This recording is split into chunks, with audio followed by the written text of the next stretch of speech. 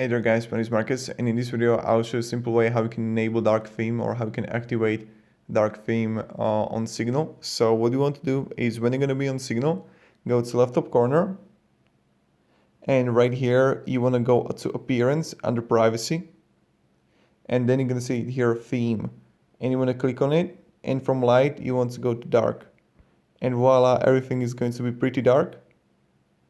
And that's pretty much it. So thank you very much everybody for watching. If you have any questions, guys, ask me down in the comments. And have a great day and goodbye. See ya.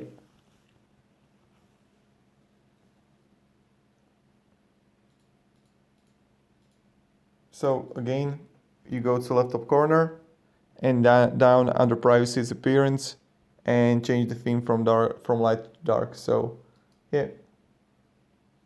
Have a great day and see ya.